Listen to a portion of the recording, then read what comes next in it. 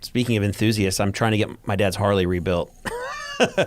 Yeah, 69 Sportster, speaking of motorcycles. You have a Harley? I have a 69 Sportster, yeah. Really? My dad left it Where is behind. it? Right now, it's at a place called Power Plant down on Melrose. Those guys, I've heard of that, I think. they're a motorcycle shop, you know. I've heard of them. And they've got the kind of like the right vibe for what I was looking for in terms of putting it back together. What is the vibe? Just that they like the patina of things. Right. They're not going to try to restore it. You know, we're going to. How fucked was it? It's not. It was 100% complete.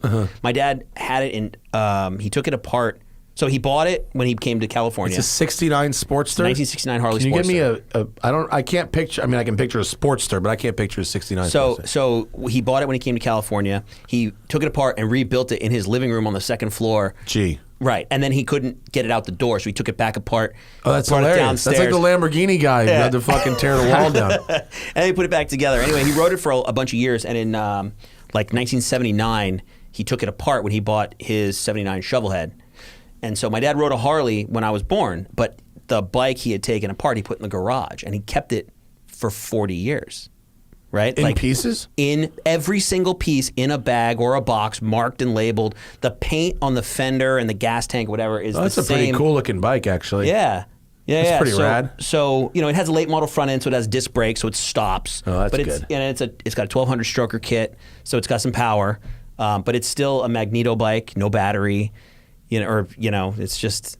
That's cool. It looks good. It's a cool old bike. Yeah. But what's cool is that my dad made it kind of a bit of a chopper, but not really a chopper, but like he kind of had a hot rod Sportster.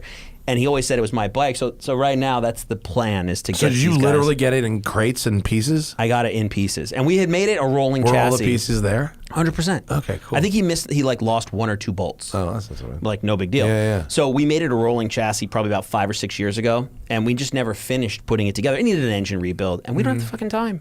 We just don't have time. We're busy doing cars, right? We're not motorcycle guys. Yeah. So after he passed away, I've always wanted to like finish this project. So I found these guys on Instagram. And Sounds I like we checked need them out. some kind of a television show to restore. Restore this bike. So I gave it to Yaniv over at Power Plant, with the intention of him just kind of rebuilding the bike and putting it back together, used with patina. Right, it's all right. original patina, and just ride the thing, man. Cool. Yeah, I'm really excited It's about fun. it. When do you think that'll be done? I don't have a clue. I know what projects take. It's done when it's done. Yeah. But that's cool. I didn't know you had a bike. Yeah. I didn't even know you rode. Oh man, I rode for years. Really? Mm-hmm. I used to ride Ducatis. I used to race motorcycles. Oh, really? Gee whiz. Yeah. All right. I didn't know that either. Marco Yeah. got some secrets. I don't know why. Yeah, I just assumed Got Porsche. secrets over there. No, I mean, your 20s, you're invincible. Yeah. I crashed a few times. I crashed in turn 5 at Laguna Seca on a checkered flag lap. Because I was still racing the guy on the 1200. I was on my 750. He was on his 1200, and I finally fucking beat him around the corner. I late braked him into. You went outside? I late braked him into 4, and we were definitely still racing. And I pulled him through 4, and I just stayed on it.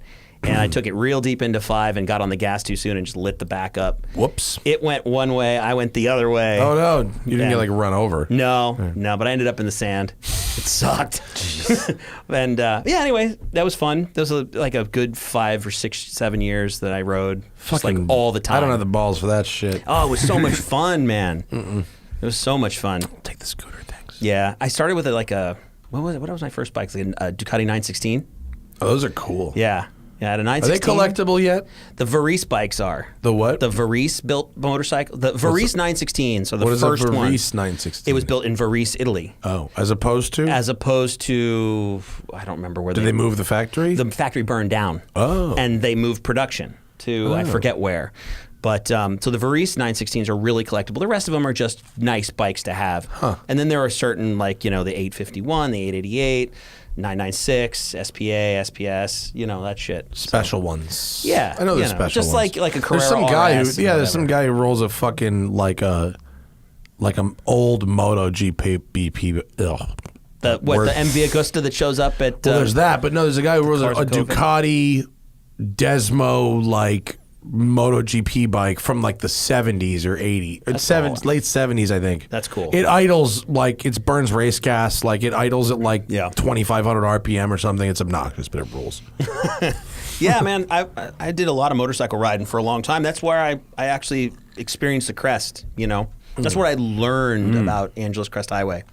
I mean, I'd been up there a bunch before then and after then, but riding a motorcycle up the Crest with guys who'd been doing it for 40 years, you know, Yeah, like no that are thanks. effortlessly fast. You know, you're riding a sport bike and they're walking away from you on their multistrada, you know, Yeah, and you're yeah. like, shit, that guy's 70 years old and he just dusted me.